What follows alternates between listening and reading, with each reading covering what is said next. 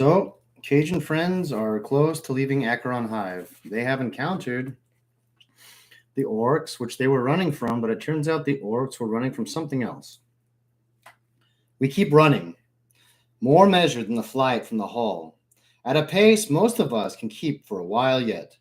Some of the orcs start to look in our direction, alien instincts, the fight pushing back into their thoughts. We pound down loading ramps and across the abandoned glacis, where ancient subterranean canals used to cut into the heart of Acheron. Sometimes there is light, flickering lumens powered by millennia-old reactors lost somewhere in the compacted mass of the hive depths. Other times, only a few lanterns guide our progress as we pick our way through the moss-slicked pipes and downstairs as much rust as metal. I've lost all sense of direction and time. We could be heading into the center of the hive, or a few kilometers from the open air. Either way, it seems for the moment that the abyssal horde is not on our heels anymore. I get the feeling this isn't going to be a one-off event, though. The memory of building tension, the simmering anger of the orcs and my people, all point towards the incursion of terrible proportion. You hear rumors, of course, but nobody says anything out loud.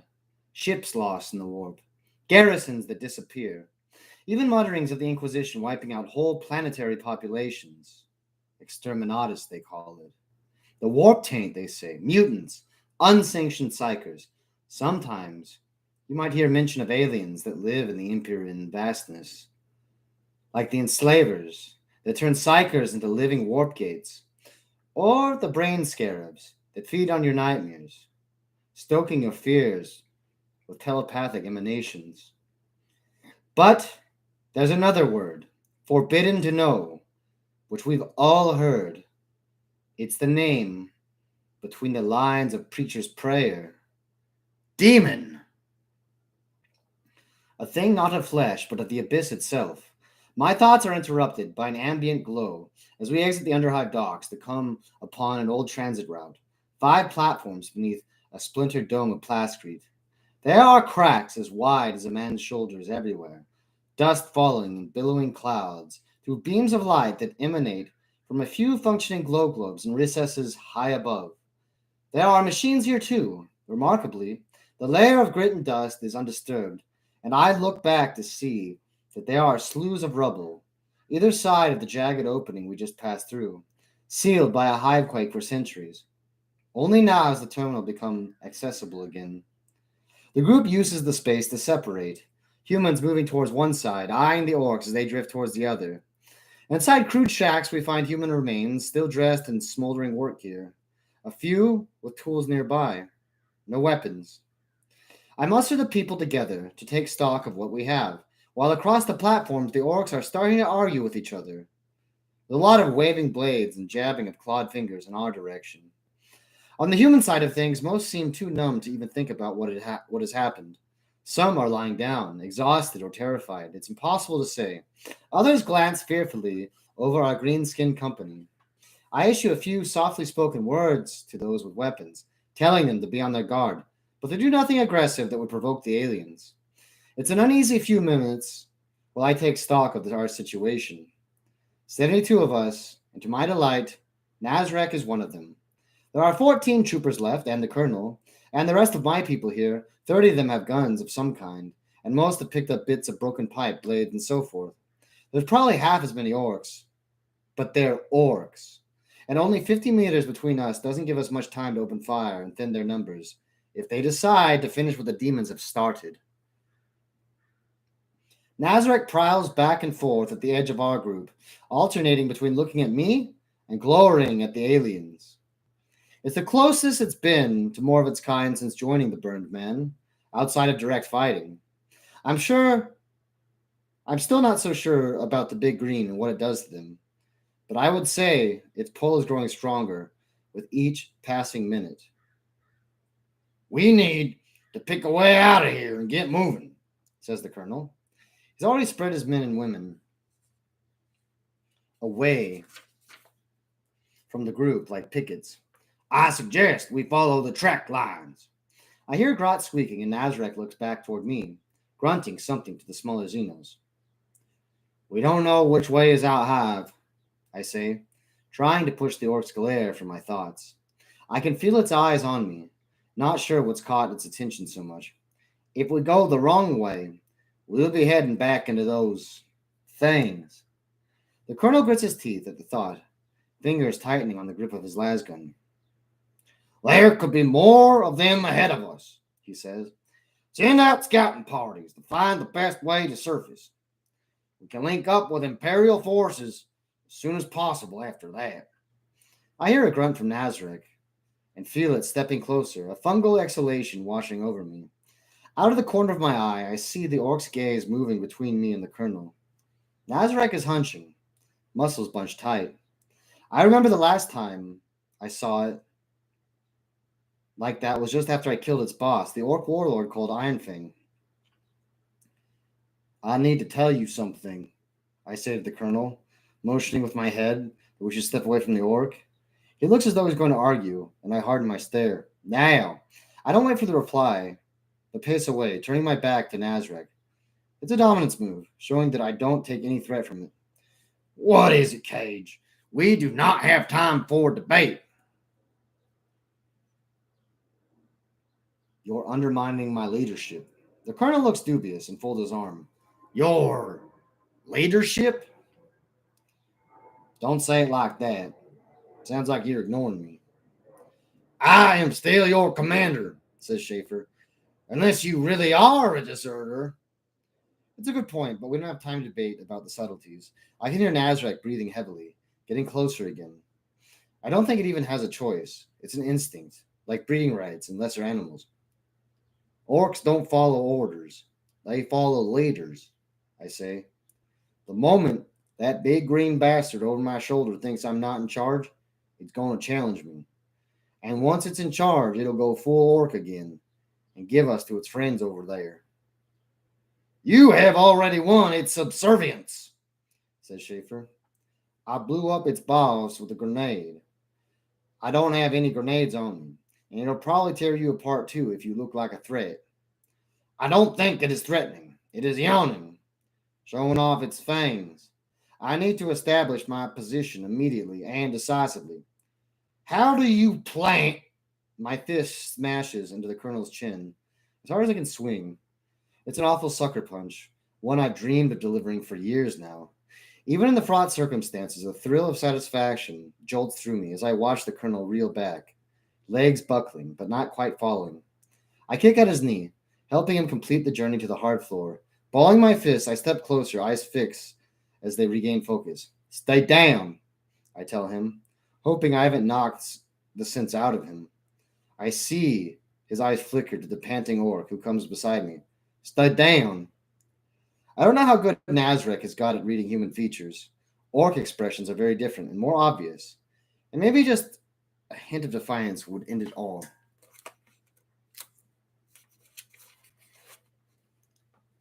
Kill him, suggests Nazarek.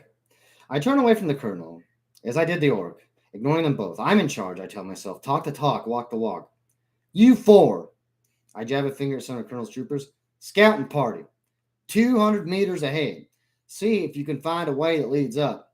We're about half a kilometer below the surface here. If we don't go up, we could keep going and going under the ash wastes. They hesitate, but I don't follow. I don't hesitate to allow it more than a breath. Now, or do you want to sit here and wait for the abyss to come and swallow us all? The reminder sends them on their way, and I turn back to Nazarek. I point at the other orcs, who are watching us carefully. If we fight with each other, those warp things are going to come here and kill us all. Do you understand? Yeah. Blood boys, bad news. Can you tell the other orcs that? Will they attack us? Don't know, boss. Big green quiet. Maybe not think so good. An alliance seems likely to break down at any time, and I really can't be looking over both shoulders right now. Okay, this is the plan. We'll go this way. The orcs can go that way. No bother, no fighting.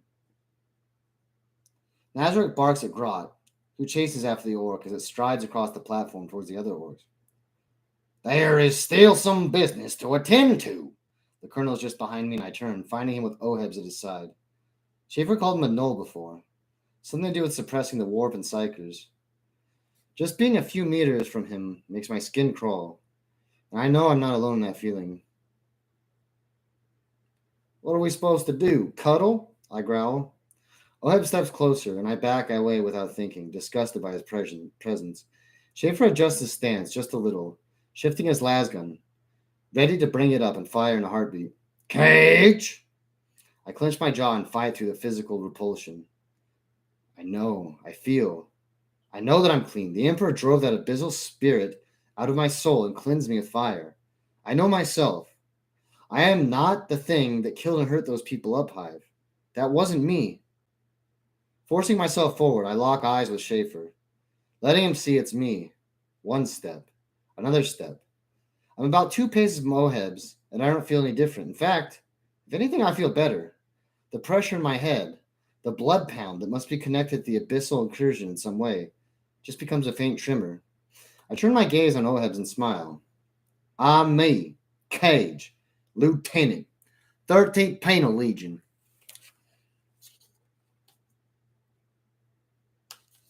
Something that I missed the first time I read this is he talks about the enslavers. I mean, this is really like the first time I've ever heard the enslavers referenced at all, ever, like in a novel. The only thing I know about them is like, I don't know. I know that I know they're the reason that like the entire first age ended is because they couldn't be stopped. The enslavers pretty much beat the old ones, so they have that going for them, which is pretty nice. It did kind of bother me that Cage knows about them, but I guess like the important distinction there is the fact. I guess the important distinction there is that they're aliens. The enslavers are aliens. They are not demons, which I guess is why people can know what they are. But it's at first I was kind of horrified that Cage would know because that means that more people would know. But Cage has seen quite a bit more than everyone else, so I think he's allowed to know.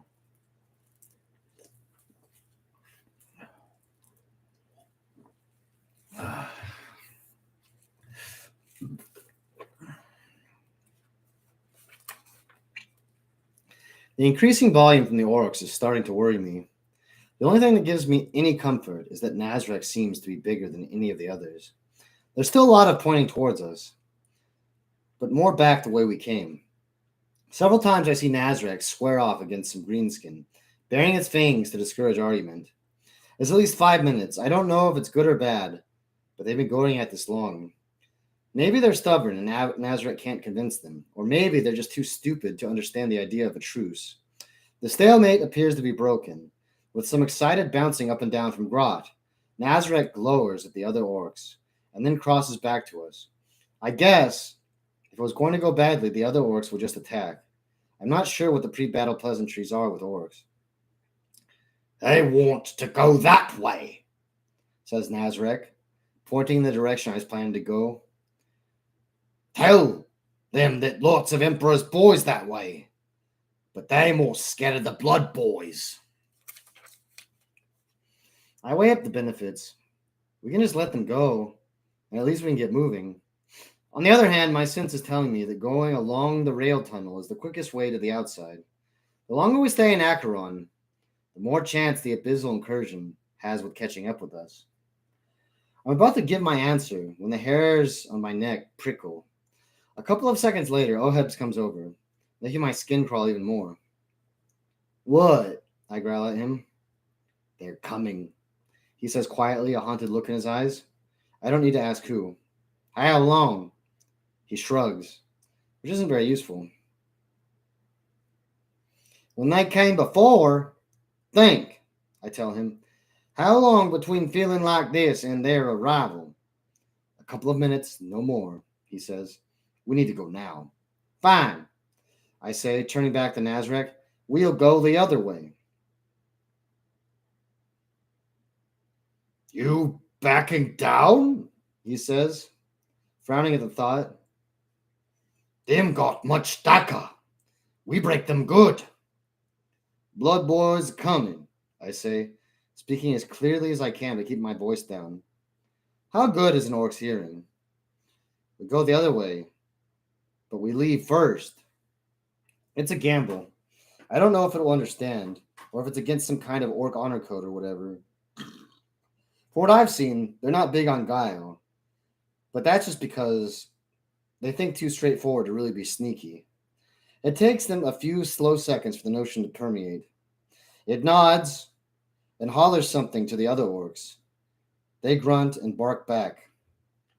They laugh, but we laugh bigger, boss, Nazarick says with a not so very sly wink, a mannerism that's picked up from humans.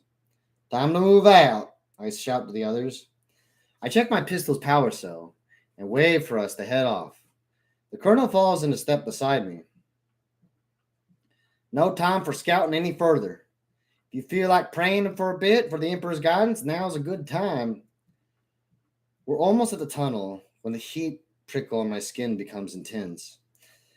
At the same moment, there comes a huge hooting and snorting from the orcs behind us, while Nazrak stiffens, turning with a confused growl. I pick out blood in the air. I know it too well from past experience, except there's nothing to actually smell.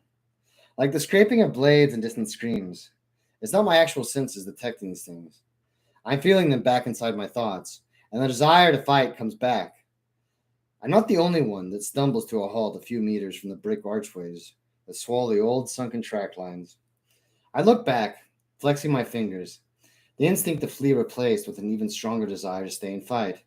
I want to face this enemy, to cut it down and prove myself stronger. The opposite of every natural feeling coursing through my nerves. The air at the far end of the terminal is rippling with abyssal power. The bloody warriors don't really arrive as much as appear, like ruddy shadows, gaining form and definition as they come closer. I feel hooks in my brain, taut chains of rage tugging me towards the horned, milky-eyed slayers. Bellows and war shouts, the clatter of battle gear fills the arcing space. We're bounded from the walls, accompanied by a hint of clinking tank treads and grumbling engines. The orcs howl their own challenges and break into a charge, hurling themselves at the oncoming immortal warriors. Gunfire and tracer bullets tear through the materializing host, cutting down a few of the marching army. Behind the juddering bodies, more and more red-skinned creatures coming into being, tongues licking in the air, as though tasting the bestial fury of their attackers. Ohebs moves among us, the colonel with him, breaking the enchantment of the Neverborn. Run!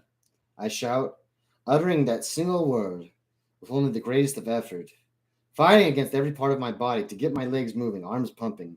I plunge into the tunnel, not caring if any of the others follow, knowing the orcs will only delay that terrible foe for a few minutes. I guess in a way,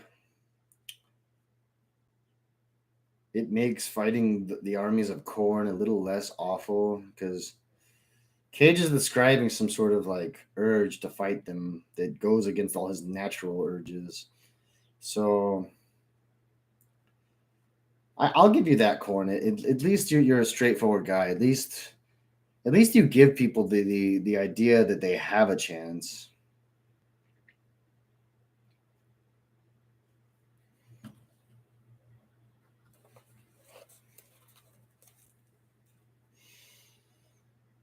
It's been about 20 years since I left Olympus. 20 years, as I reckon, with the warp time dilation and the fact that a year in Olympus is about a third shorter than a standard Terran orbit.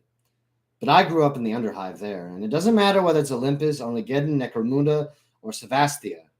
An Underhive is an Underhive. 16 years I spent growing up, crawling in the half-light, with reclaimed air, reclaimed water. I remember when we were taken to the docks to board the Astra Militarum transports, herded by Departmental Minotaurian clerks and Imperial Commander Geth's goons. The light of Olympus's sun, even through the toxic cloud layer, was so bright it hurt just to be outside.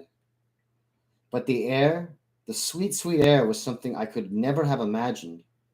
So it's with some confidence I announce we are almost to the surface.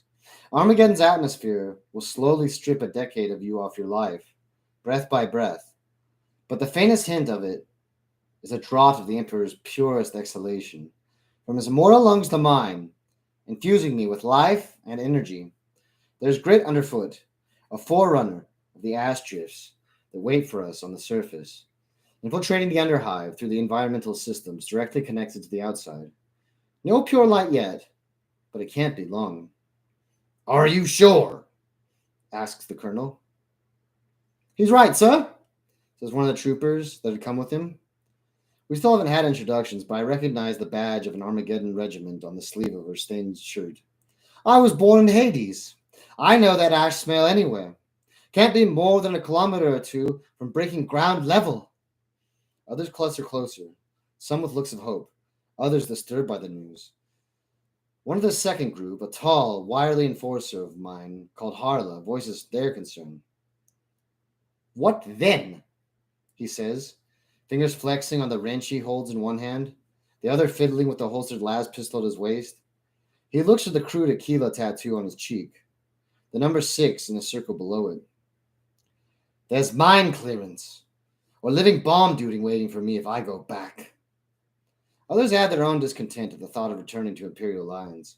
Some of them circle behind the colonel, and the knot of troopers with him, bringing up their guns. Emperor's soldiers shoot Nazrek, the orc says, accompanied by an animated squealing and gesticulating from Grot. The orc has a good point. I can't see the commissars and colonels of the Imperial's finest just letting Nazrek swagger into one of their camps. I can't promise anything, because once we're under the guns of Imperial Guard and the colonel's back in control, I have no doubt. Acheron is no longer safe for you, the colonel tells him, turning his head one way and then the other to look at each in turn. I came here for Cage. The rest of you are free to follow whatever course you choose.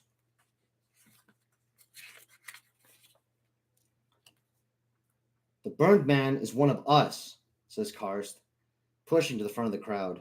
She's picked up an autogun along the way and points it at the colonel. Harla backs her up with a nod.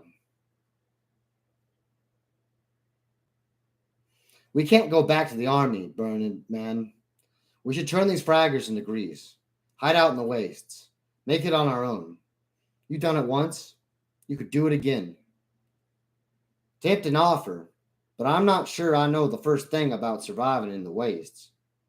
The Emperor will show us the way. Show you the way, burned man. Someone adds from behind me. It's not like the almighty Master Terra is handing out nicely worded notes and a map. I snap, not winning any of this right now. Wrong move. There are some grunts of discontent, a few sharp intakes of breath. I resist the urge to check on Nazarek immediately, fearing that the act itself might show weakness, but I can feel its prowling presence somewhere to my left. I look back the way we came, down a twilight series of chambers that look like cells or dorms, hard to know which without furniture. You want to do this here? Those nightmares are coming, and you want to stand around and debate what to do. Where are you taking us? Demands Harla. Before I can answer, the familiar flesh prickling comes over me. The others feel it, their disquiet growing. The Neverborn are getting closer, like a forge heat that precedes the touching of the skin. Stop asking the wrong question, I growl. I'm taking us out of here. That's what we still need to focus on. One thing at a time. Get out of Acheron, and we'll see what's happening, right? Could be the orcs have broken out all over, and there's nowhere to go. Or maybe the guard are coming in tanks and guns blazing, seeing the orcs ripe for picking. I just know one thing. We keep going, or we get caught. Do you trust me? It's not exactly St. Sebastian's address at the First Synod, but combined with the imminent threat of attack, it seems to be just the trick. My gangers back away, relenting in their threat against the colonel and his soldiers. I take the lead with the colonel and a mix of my people and Schaefer's, 10 of each. We forge ahead of the main group, picking away through the rubble of broken ferrocrete and shattered plastic. The roof beams, plasteel pitted with corrosion, sag menacingly, and we call for the others to hurry over. I follow my nose, occasionally consulting with the trooper from Hades, who tells me she's called Tarek, though I'm not sure if that's her first name or surname. The blood pounding starts again, throbbing in my chest, giving me a headache and filling my body with pressure until it feels like my arteries will burst. I dare not look back when some of the others shout a warning, but a push into the ruins ahead, desperate to find a way forward. Tarek's keen eyes find a crawl hole through a slope of shifted material that is almost buried a maintenance dug. There's a room for only one at a time, so I send Tarek in first, then a few others before I go in after. It's hard going on hands and knees, but the thought of one of those blood things grabbing me from behind is an amazing incentive, and I swear I cover the ground as quick as if I were sprinting. I hear breathing, close and sharp, through the duct, but I can't tell if it's just myself or the man behind me. No time to look. Just keep moving. Keep alive. I wonder if I should have hung back. Bought time for the others, but it's too late now. I can't see much past the others in front of me. After crawling for about 40 meters, I get the impression of more light. Softer, more orange than the lumens or glow strips. I hear a rattle of something falling on the square crawl space, and then a shout from ahead. A drawn-out scream behind me sends me bolting forward even faster, ignoring the pain in my knees, the jab of buckled metal in my palms. Another 20 meters brings me to the end of the duct and out into a broad hall. There's daylight coming from the left, filtered through what were once ornate windows, now shattered by either the Orc attack or the Imperial siege. There's little left of the furniture but for splinters. A crater at the far end of the rectangular hall. The wall collapsed beyond cutting off any further advance. Emperor's teeth, I swear, pulling myself fully out of the drift of dirt. I look around, but the windows are far too up to reach. Trapped, says Harla, spitting dust. For an instant, it seems like the clouds shift overhead, illuminating the broken remains of steps leading me up. A sign! Kars calls from behind me. See how the Emperor does light your path, burned man. Go, I say, giving Kars the shove. More folks come out of the crawlway, bloodied and bruised, streaked with sweat and dirt, and I send them on. Grot scampers out, bearing sharp little things and a grin. Nazarek emerges just after, broad shoulders, almost trapped where the crush of fallen masonry has pinched the metal close. I grab its arm and drag the Orc. The Colonel's just behind. I don't think abyssal specters need to crawl through ducts, I say, trying to look everywhere at once. No, they don't, Schaefer replies. Without agreement, we stand almost back to back, weapons trained on the crumbling brick wall we've just tunneled under. A few others stay with us, weapons ready, pointing at various routes into the hall. The clatter of more people coming from the duct makes me jump, and a few seconds later, Ohebs emerge. Eyes wide, face almost feverish with sweat, while his gaze flicks around, not focusing on anything. Right behind me, he croaks. Right behind me, He seems to relax, an odd smile on his face, and then collapses. I can hear scraping, but it doesn't seem to be getting closer. Nobody else is coming. Fight here, grunts Nazarek, pacing like a caged beast, chop and pistol swaying. Can you feel the blood in the big green? It stops, head tilted like it's listening. Nah, no big green, not big. Green small, me and Grot. No blood boys. Grab him, I say, pointing with my pistol at Ohebs. I step to head with the others. A couple of minutes later, after negotiating the winding, debris-choked stairs, I find myself on a flat roof between the two square towers. Crooked but intact. Smoggy sky smudging with red cloud above. I turn seeing two more towers at the other end of the hall, built out of the incline of the hive. Acheron stretches kilometers above us and to either side, as massive as a mountain, jagged and spire-looking. But I recognize where we are, the outline of the jutting building and the buttresses that support it. A chapel, a shrine of the Emperor. Frag me, it really is a miracle, I say to no one in particular. The chapel is part of an outcrop about 200 kilometers long, protruding from the southern slopes of Acheron. It's hard to see much of anything. The smog of industry and war shrouds everything, broken only by erratic gusts of wind. Looking at the debris that's piled up to either side, it seems a whole chunk of the hive has slipped down from a few kilometers up, burying everything underneath. But somehow, the shrine survived. Other than the wind, the only sound is the distant boom of artillery and the occasional shriek of jet engines far above, hidden by the ruddy clouds. What there isn't, much to everyone's relief, is any sign of the demons. Nothing over here, Carr shouts from the furthest extent of the roof. Over what would have been the preacher's robing chambers, I think. The whole building is shaped above as a stylized eye, with broken flying buttresses that once formed crossbars in the middle. The four steeples are close to toppling, scatters of brick and chunks of mortar lying over the cracked faircrete to the roof between. Even so, Harla has dared to climb up one near the main entrance, back over the pitting clouding of the hive, cupping his hands around the mouth as he calls back down. Can't see any warpborn from here. I give a thumbs up and signal him to begin the precarious climb down. No abyssal servants, I say to the colonel. We're stood on a walkway near the roof's edge, looking down to a fractured chasm a few hundred meters deep. No sign of anything moving down there. Some power of the shrine, maybe? It is possible, he straightens, brow slightly creased. There may be more to it than that. The structure of the hive seems little obstacle to the warp spawned. Why can we not see them emerging around us? I stroke the back of my neck, feeling the cooling breeze on my skin that hasn't been touched by open air in more than a year. There's no heat, no prickling sensation. I can't feel them, can you? Schaefer shakes his head. No oppressive presence, he agrees. I look at the shadowy vastness of the hive, wondering at the scenes of butchery within. The fighting's still going on inside, I say, stretching a scar on my chin. There's a lot of orcs, humans in the hive city and upper spire. The messenger that hitched a ride on my brain seems to feed on misery, violence. It stirred them up to terrible things to fuel itself, I think.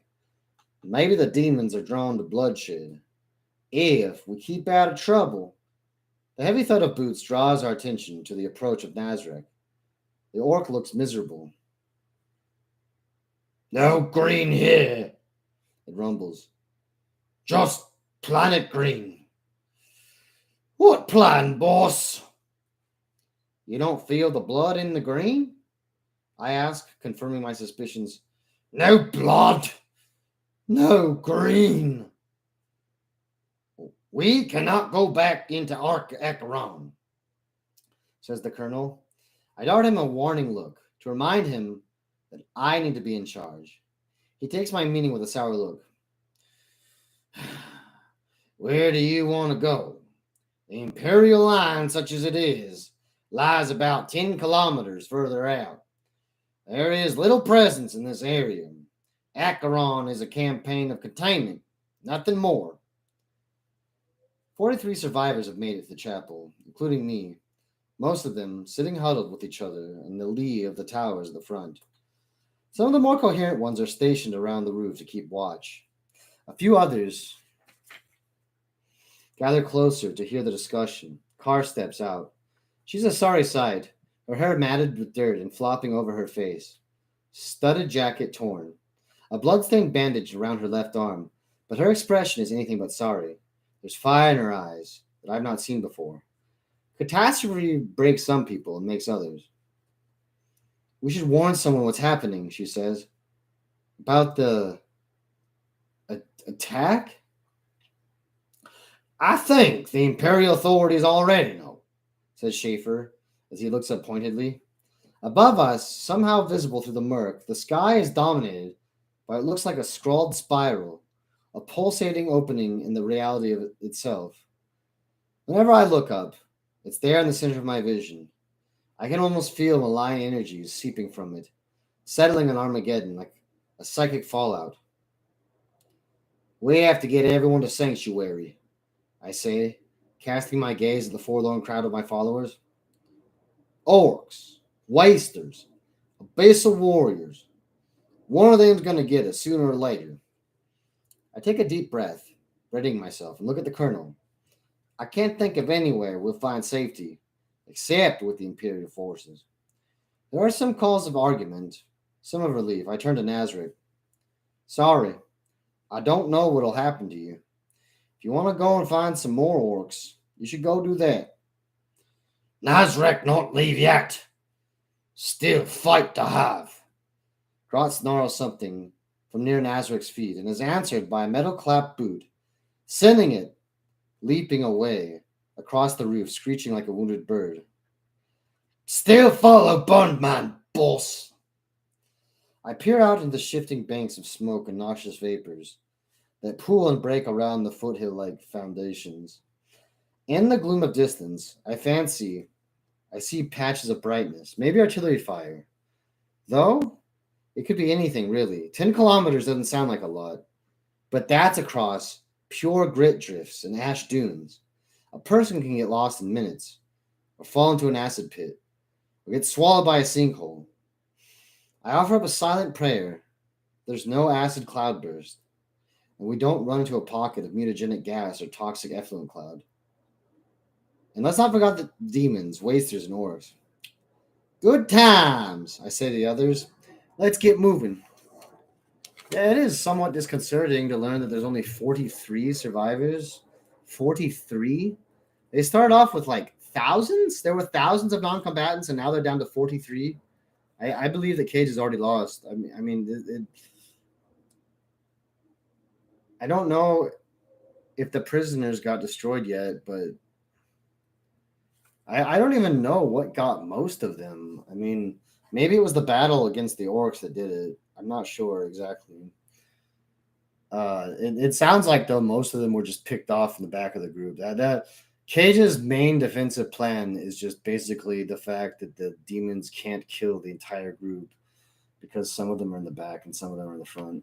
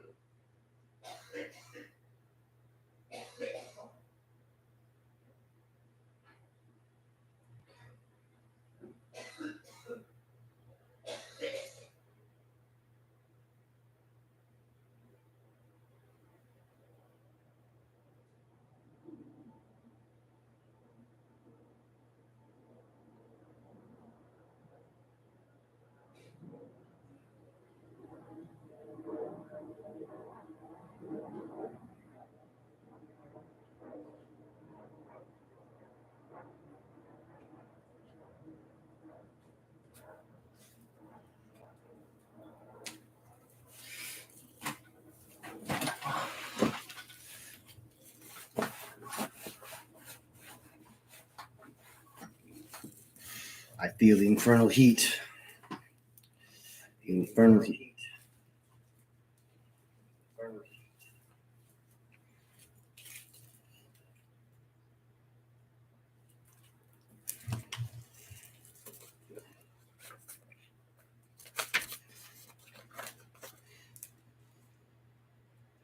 Have you ever tried swallowing a mouthful of sand and then washed it with hot sand? That's every breath as we forge our way into the wastes. After a few minutes, Acheron Hive is just a darker blur in the fog, while overhead the abyssal rift continues to writhe and stir, staring down at us from everywhere. The understrata of the hive foundation gives way to the ash flows, a gray sea of constantly moving dunes and waves. Particles glitter in the wind, almost beautiful as they catch light, lethal if inhaled in any large quantity. Millennia of construction and collapse have made it impossible to know where the hive city stops and the waste begin. With the turn of the centuries has started, the war with the orcs is finished. Crumbling Faircrete cliffs, cut with drainage rivers that gleam with their own sickly light. Tumbling over falls created by broken, half-melted plastic beams, spilling into plasma crater pools. Here and there, a familiar shape juts from pitted slag hills, like a battlement, an old watchtower, or the high, narrow windows of some ancient mill or manufactory. Old incinerators and the skeletal remains of looted furnaces break plateaus of cracked ceramic tiles, their patterns long since ground away by the airborne dust. Acid rivulets carve haphazard paths to the artificial mountainside, and we cover our eyes against the vapors, burying our faces, and whatever we can to avoid the stinging mist. Bent girders provide bridges over disused mine workings, stones dislodged by our passage, falling for an impossibly long time before the noise of their landing echoes back to us. Slowly, structure gives way to the undulating hillocks of debris, marked with drill scars and pick holes, where scavies have taken and tried to lever out a few precious nuggets of smelted metal. We come across occasional gates and doorways, prized open like the tombs of old kings that I've heard about, and equally looted, though for Acheron rather than royal treasures. Though for archaeotech rather than royal treasures. Remnants of old towns, barter stations, that maybe lasted hundreds of years, now step away by wind and corrosive rain, broken apart by the Imperial Guard's shells and the torpedoes of Navy ships in orbit. Here and there we come upon holes, seemingly drilled perfectly into the hard surface. About 3 meters across, their circular sides glassy smooth. Lance beams, explains the colonel, referring to the massive laser batteries of the Emperor's warships. Who knows what they were aiming at, if anything at all, amongst the indistinguishable ruin of past generations? Orcs on the move? A sensor blip? Miscommunicated coordinates? It reminds me of Court Norm and the crazy bastard Stridon, the only person I know that volunteered for one of the colonel's one-way missions. And the Emperor must have blessed him because he walked out the other side with life and limb intact. I bet I can count on one hand, maybe two, the people that have ever returned from a Last Chancer's mission. The Colonel, of course,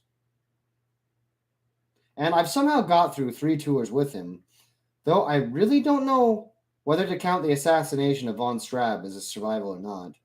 I should be dead. Really, truly burned to ashes, dead. I wanted to be dead, but that wasn't me. Maybe Armageddon will get me still, I think, as we clamber down from the tumbled rockcrete blocks to the waste proper. Nobody's prepared for this. It's colder as we move away from the last outskirts of Acheron. The wind really biting into bare flesh. No scarves to cover our mouth, no coats to shield bodies and arms. No hats, except for a few helmets between us. Only half of us have weapons, and that's if we count on some small hive shivs and improvised mauls. No water, no food. 10 kilometers, I keep telling myself. 10 kilometers, and we'll be near the Imperial camps. So the Colonel thinks. 10 kilometers. 3 hours? Maybe 4 in these conditions. If we run to a picket or patrol, maybe even sooner. Despite the apparent simplicity of the task at hand, in my gut, I know it's never that easy. If the Emperor really has a path laid out for me, he sure as anything is having a good chuckle on the golden throne, throwing hilarious, life threatening obstacles in my path every chance he has. I have plenty of time to think about that, because nobody wants to talk. Just opening your mouth is an invitation to suck in a lungful of razor ring, metal and plastic blown into the atmosphere by the war, turned into needle-like slivers by constant motion and plasmic discharge, sucked in the upper air by detonation thermals, and then lovingly deposited across the wastes on the downdrafts of orbital bombardments. Armageddon.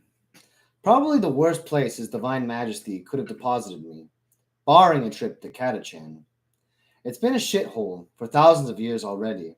The hive industries belching out pollution for so long that nobody knows what it was like before. Only the equatorial jungles have any semblance of native life. Everything else is ash wastes, or the blistering tar seams and acid geysers of the polar regions. But that was just your everyday hell to live on. Bearable, if not nice. When the beast, Gazgul, came back, it got a lot worse really quickly.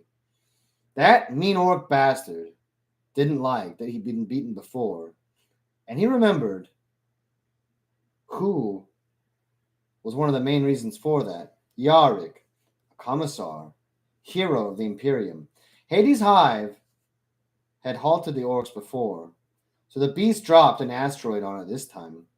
The geothermals exploded, creating twilight, a smog, a volcanic winter, enveloping most of the continent. The Emperor alone knows what sort of toxins, ordnance, and special munitions had been expended to drive the orcs out. But from the rad zones to Prometheum rivers, there's barely a square kilometer of the land that wasn't scarred by this conflict.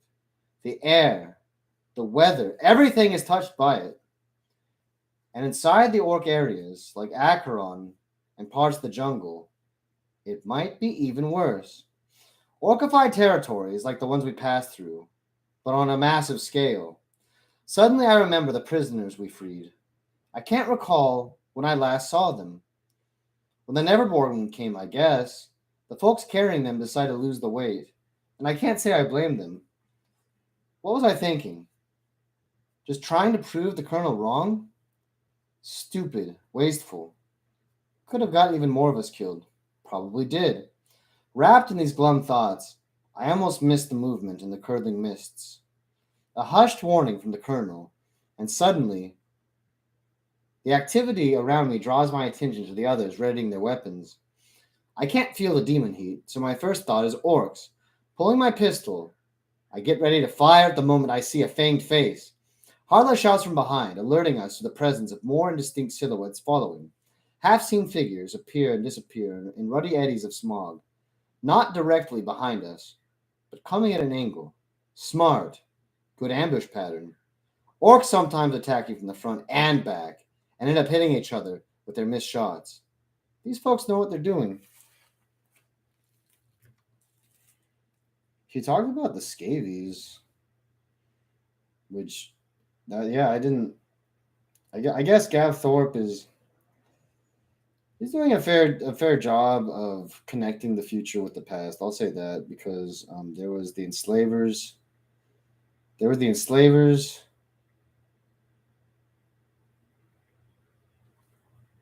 There was scabies or scabbies. Those guys are cool. They're just underhive mutants. They're like cannibals or something. They're in this game called Necromunda, like the actual tabletop game Necromunda. And they were cool because they were a horde. Every other gang had every other gang was basically every one of their characters was just a miniature hero that could do incredible things. But every scabby was just awful.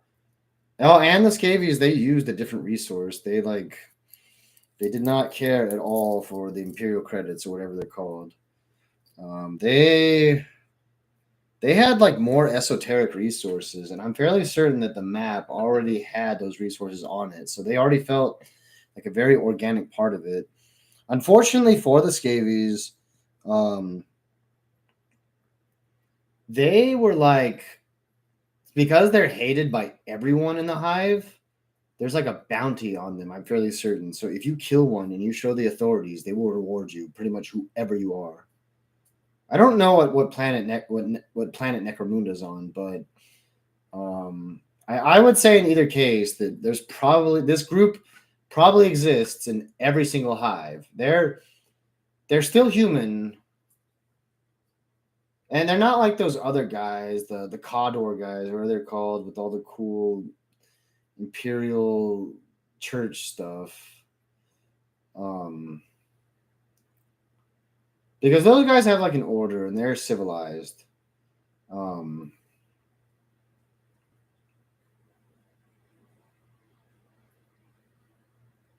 no, the scabies are a terrible threat. It's similar. Oh yeah, they can like survive in radiation. They're mutants.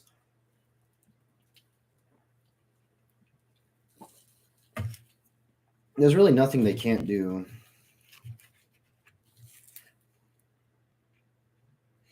except like I don't know. I don't know. I don't know how stable any human group can be without the Imperial Creed.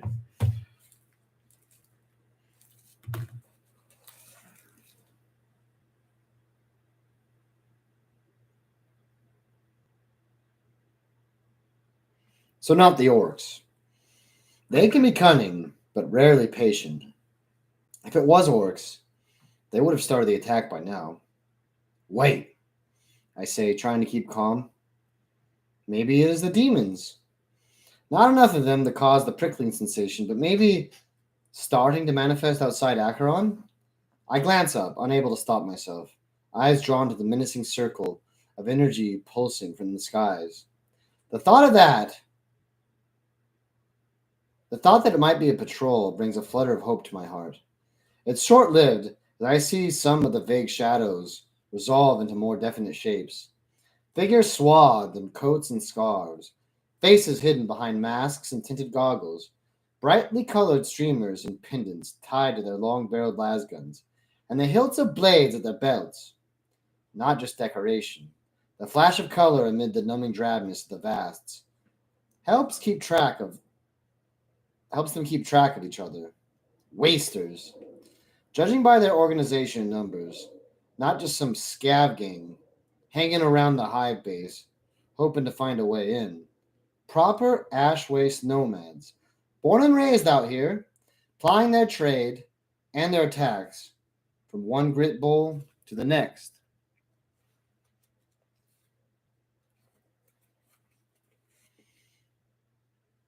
Armageddon. Probably the worst place His Divine Majesty. I count 30, with more in the distance, shorter, probably children. There will be others close at hand, guarding the caravan. We're technically not outnumbered, but we're certainly outgunned and in a poor position. Fraggin' waste rats! Someone snarls to my right. Nobody does anything, I snap, dipping my pistol slightly. Lower your weapons. Some of them hesitate. Harla turns a sour look at me. I'm not going to give them the first shot, burned man. You know what these savages do to people? Better dead than traded. If they were going to attack us, they would have opened fire already.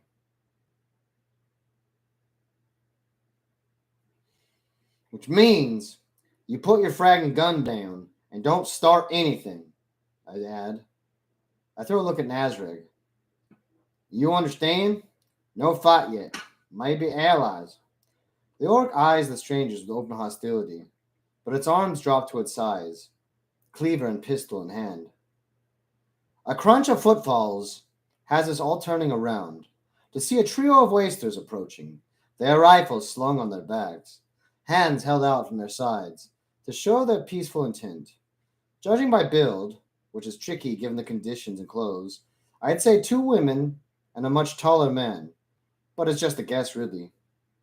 Underneath the layers of protective robes, wraps, and capes, they could be anything. The others hold back, visible but shifting as the concealing fog banks, keeping us unsure with their exact locations. Nobody says anything, I tell my people, giving them a warning glare. We don't need more enemies. A shadow over my shoulder reveals the arrival of Schaefer.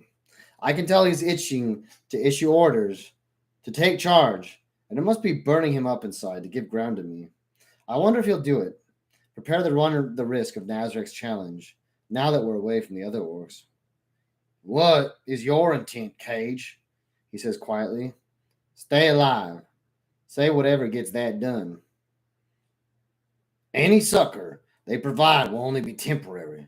Sooner or later, you will have to return to the Imperial Zone.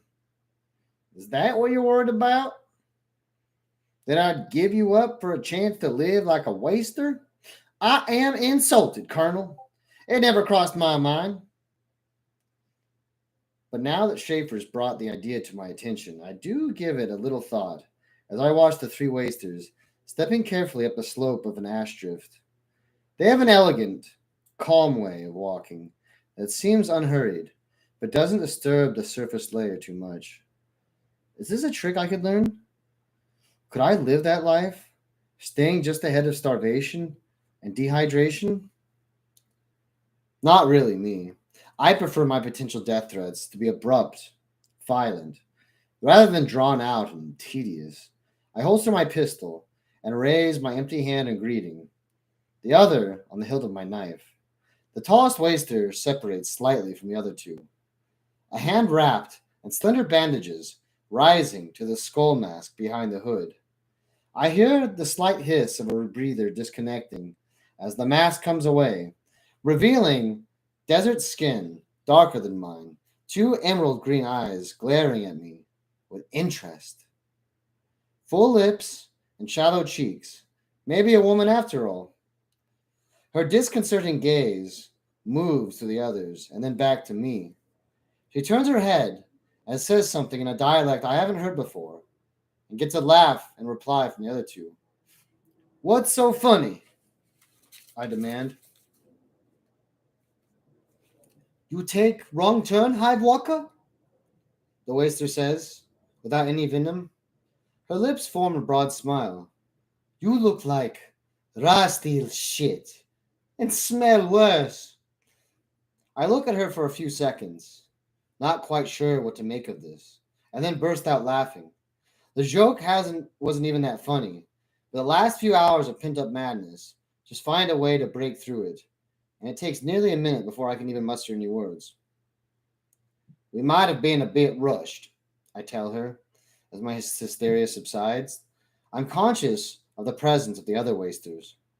They still have us in their sights, and this could all be an elaborate deception, no matter what the colonel says. I venture some information to help keep things civil. My name's Cage.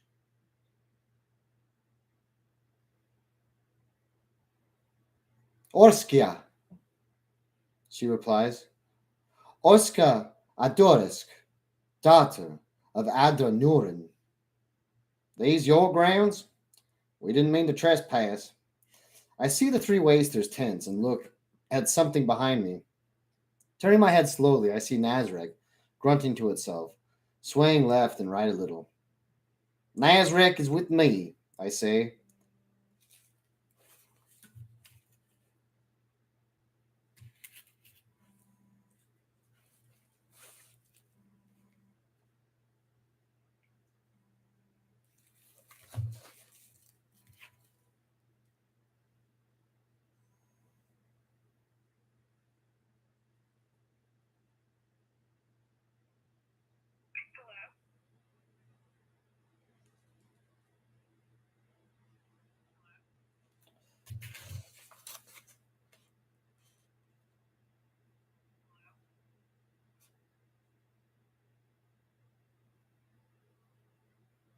I'm not sure what to say next, but my eye is caught by a movement.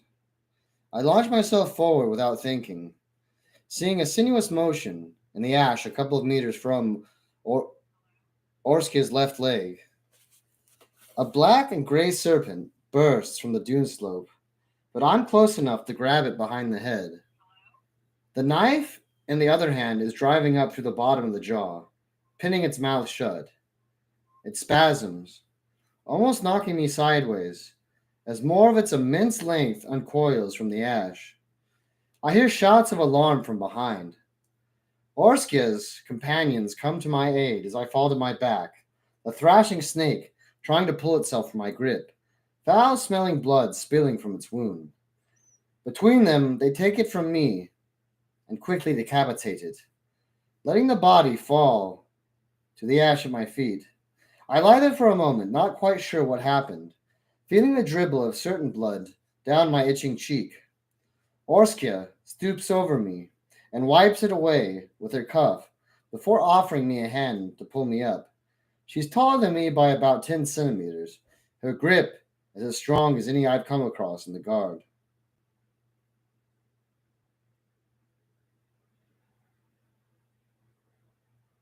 Strikvina, she says, looking down at the headless corpse twitching down the slope. She turns her attention back to me. Strike Viper, or maybe Hollowtooth, your people call it. Deadly. You're welcome. Her eyes narrow and she takes a step back. Nobody moves faster than a strike viper. Instinct, that's all. Must have seen it moving, but not realized. I've stayed alive a long time, just acting without thinking. I say, looking from Schaefer to the miserable crowd behind us. A few nod, others look scared enough to bolt into the smog at the smallest provocation. Nazarek gives an appreciative ripple of his gums. A rumble of agreement emanates deep in the orc's chest. I continue, we need somewhere to take a breath and resupply. Work out our real options, I laugh.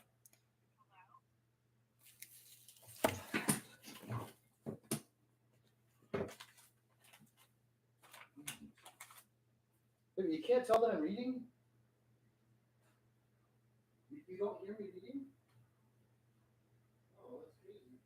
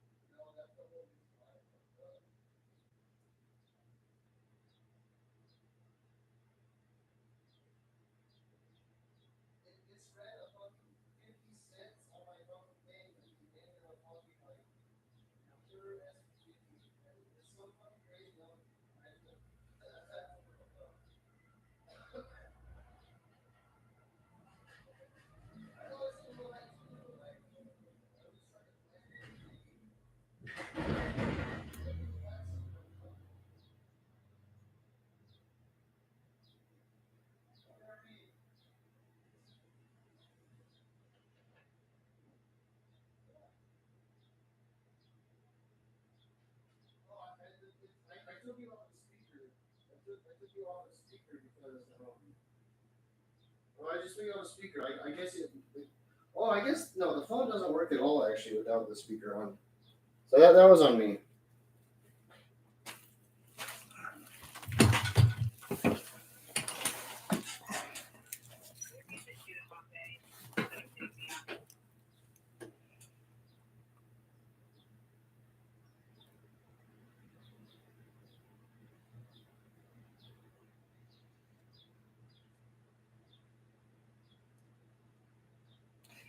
There must be some Imperial forces remaining nearby, says the colonel.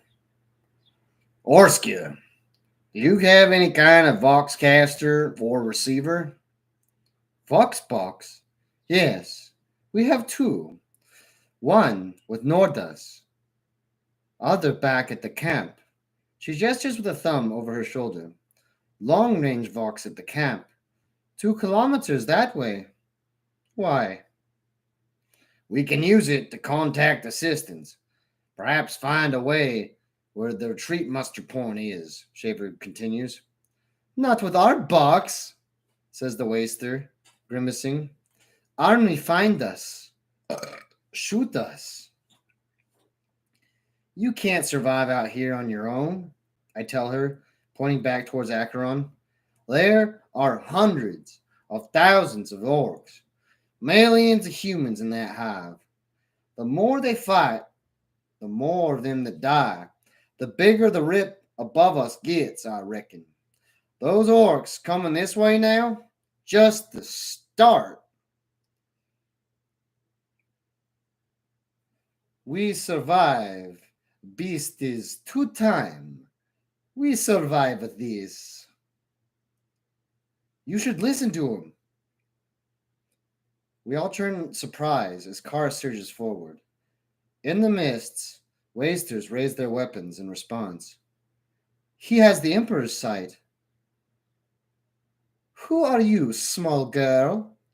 Says Orska, looking at the slight hiver with a mixture of amusement and confusion. What is Emperor's sight?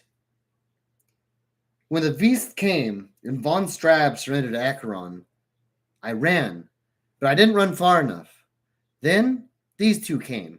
She points at me and the colonel, and they killed the traitor. I ran again into the depths, but the burned man, he found me. He saved all of us. This is true. Orska raises an eyebrow at me. You kill von Strab? She makes a gesture across her face, as though picking the words from her lips and throwing them to the ground. I realize it's a sign of disgust, as if the name itself tastes bad. There could be some leverage there. Yes, I killed him, I say. I point to Schaefer and then turn out Ohebs from the others. We were part of a team sent to get rid of that traitor commander. The Birdman died so that the traitor was slain, someone else calls out from the group. The flames purified him, another shouts. You not look dead, the burned man. Orskis looks me up and down, appraising me again in light of this new information. I got better, I say with a lopsided grin. I can feel Schaefer tensing next to me. Though whether from this talk of my supposed holiness or from a more general agitation, it's impossible to know. It does remind me that we're against the clock here. I know it didn't take us too long to get this far to the wastes. The orcs can't be too far away. He led us to sanctuary against the abyssal fiends, Karst adds, looking at me with wide eyes. He will find a sanctuary again. You should come with us. Her earnestness is almost overwhelming, bordering on the comical, but Orska is looking at me with an expression I can't quite decipher, gaze moving occasionally to the sorry side of the other underhivers. You can use the Vox box, she concedes, taking a step back. Come with me to camp, call friends. Thanks, I say as she starts to turn away. I'll owe you one for sure. Orskia turns back, her look intent. You will, Bernard man. You really will. And then she goes, long strides quickly taking her into the swirling ash clouds. Schaefer's already organizing the others by the time that I turn my back to the group. Harlan makes this way to me, almost falling as he drags his feet through the ash drift. This is a plan, right? He says. We get in the camp and then take their stuff?